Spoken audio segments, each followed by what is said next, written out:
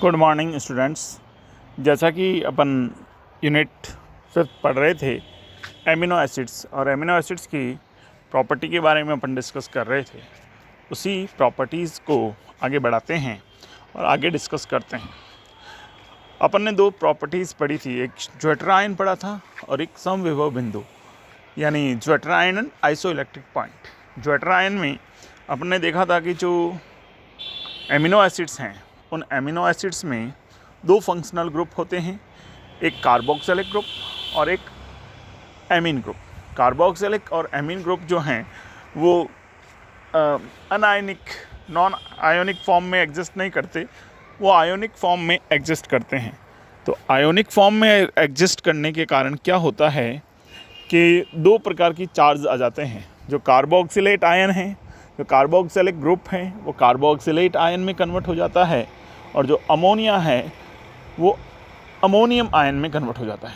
ठीक है, तो अपन को ज्वेटर आयन। उसी के बाद में अपन ने सेकंड पॉइंट डिस्कस किया था समविभव बिंदु, आइसोइलेक्ट्रिक पॉइंट। समविभव बिंदु जो है उसमें क्या होता है अगर कोई पीएच एक ऐसी पीएच होती है जहाँ पर अगर विद्युत विभव प्रभावित किया जाए तो जो एमिनो एसिड्स हैं वो किसी भी इलेक्ट्रोड की ओर मूव नहीं करते। That is called isoelectric point. चलिए आज अपन बात करते हैं विद्युत कण संचलन। ये चेक करना है कि वास्तव में एमिनो एसिड पर कोई आवेश होता है या नहीं होता, तो उसका सबसे अच्छा तरीका है विद्युत कण संचलन। विद्युत कण संचलन द्वारा अपन उसके पास जो आवेश है उसको अपन चेक कर सकते हैं कि आवेश होता है या नहीं होता। ठीक है, समविभव बिंदु एमिनो अम्ल की विलेयता न्यूनतम होती है। जो आइसोइलेक्ट्रिक पॉइंट होती है उस पर उसकी सॉल्युबिलिटी मिनिमम होती है, परंतु द्विध्रुवीय आयनों की सांद्रता इस समय अधिकतम होती है। आइसोइलेक्ट्रिक पॉइंट पर विलेयता तो न्यूनतम होती है लेकिन कंसंट्रेशन जो है ज्वेटर आयंस की वो मैक्सिमम होती है, जबकि अम्लीय या क्षारीय माध्यम में एमिनो अम्ल की विलेयता बढ़ जाती है। अगर आप कोई भी मीडियम लेते हो, चाहे वो एसिडिक हो चाहे बेसिक हो, तो उस कंडीशन में it's basicity, it's solubility will increase, जिससे इन्हें पृथक करने के लिए विद्युत कण संचलन या संचरण का उपयोग किया जाता है। विद्युत कण संचलन या संचरण का उपयोग किया जाता है। क्या होता है, जो ये आयंस हैं वो विद्युत धारा प्रवाहित करने पर गति करते हैं। जैसा कि डायग्राम में आपको दिख रहा होगा, एमिनो एसिड्स का एक पॉइंट ले लिया, स्पॉट ले लिया और इलेक्ट्रोड लगा दिए और बैटरी से लिंक कर दिया। जैसे ही धारा बहेंगी तो धारा बहने पर हर एमिनो एसिड का इलेक्ट्रोड की ओर, अपने विपरीत इलेक्ट्रोड की ओर बहने का गुण अलग अलग होता है।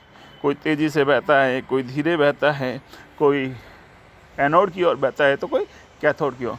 तो उससे क्या होगा, एक पैटर्न मिलेगा, अलग अलग जगह अलग अलग प्रकार के एमिनो एसिड्स सेपरेट होने लग जाएंगे।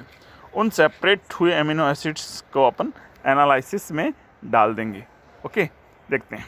एमिनो अम्ल के मिश्रण के विलयन में समविभव बिंदु के अतिरिक्त किसी अन्य पीएच पर विद्युत धारा प्रवाहित करने, क्योंकि आइसोइलेक्ट्रिक पॉइंट पे अगर आपने प्रवाहित की तो जो एमिनो एसिड्स हैं वो मूवमेंट नहीं करेंगे, और एमिनो एसिड्स अगर मूवमेंट नहीं करते हैं तो सेपरेशन नहीं हो पाएगा। तो अपन ये ध्यान में रखेंगे, आइसोइलेक्ट्रिक पॉइंट के अलावा कोई भी एक ऐसा पॉइंट लेंगे जहाँ पर एमिनो एसिड्स मूव करने लग जाए। ठीक है, विद्युत धारा प्रवाहित करने पर एमिनो अम्ल इलेक्ट्रोड की ओर गति करने लगते हैं। विभिन्न एमिनो अम्ल विद्युत धारा प्रवाहित करने पर इलेक्ट्रोड की ओर भिन्न भिन्न गति, भैया तो मैंने आपको पहले भी एक्सप्लेन किया था। जैसे अपन विद्युत धारा प्रवाहित करते हैं बहुत सारे amino acid, mixture of amino acids, तो कुछ एमिनो एसिड्स जो हैं उनकी गति अलग होती है, कुछ एमिनो एसिड्स जो हैं उनकी गति अलग होती हैं, जिससे वे पृथक हो जाते हैं। सो दे विल सेपरेटेड। कोई इतना हो ज़्यादा आकर्षित होगा जल्दी चला जाएगा, कोई धीरे धीरे, तो यानी कोई एनोड कोई कैथोड, तो वो सेपरेट होने लग जाएंगे और एक अलग अलग जगह पर एकत्रित हो जाएंगे और सेपरेट पोजीशन पे वे एक्यूमुलेट हो जाते हैं। दैट इज़ कॉल्ड इलेक्ट्रोफोरेसिस, वैद्युत कण संचलन। इसे क्या कहते हैं, वैद्युत कण। तो वैद्युत कण संचलन की सहायता से जो एमिनो एसिड्स हैं उनको पृथक किया जा सकता है। ये है वैद्युत कण संचलन। अब अपन बात करेंगे एमिनो अम्लों के रासायनिक गुण। Chemical properties of amino acids. Amino अम्लों में एक एमिनो समूह होता है, कोई भी एमिनो एसिड ले लीजिए, एक एमिनो समूह होता है, तथा दूसरा कार्बोऑक्सैलिक समूह होता है, एक एमिनो समूह और एक कार्बोऑक्सैलिक, यानी दोनों समूह की क्रियात्मक अभिक्रियाएँ होगी। इसमें कुल मिलाकर 3 प्रकार की अभिक्रिया होगी, एक एमीन की, एक कार्बोऑक्सिलिक और दोनों की। ठीक है, एमिनो समूह के कारण, कार्बोऑक्सिलिक समूह के कारण और तीसरी दोनों समूह के कारण। दोनों समूह एक साथ ही रिएक्शन शो कर दे। पहले अपन एमिनो समूह के कारण वाली अभिक्रियाएं पढ़ेंगे। एमिनो समूह के कारण फर्स्ट रिएक्शन, अम्ल से रिएक्शन विथ एसिड। अपन सब जानते हैं कि एमिनो ग्रुप जो होता है उसमें NH2 समूह पर लॉन पेयर उपस्थित होता है, और लॉन पेयर उपस्थित होने के कारण वो क्षार की तरह बिहेव लाइक अ बेस, तो एसिड से रिएक्शन करवाई जा सकती है। एमिनो समूह कार्बनिक अम्लों से क्रिया करके लवण बनाते हैं। Amino groups are react with inorganic acids and form salt. कार्बनिक लवणों से क्रिया करके अम्ल बनाते हैं, लवण बनाते हैं। ठीक है, जैसे एमिनो एसिड्स की रिएक्शन लिखी हुई है HCl से।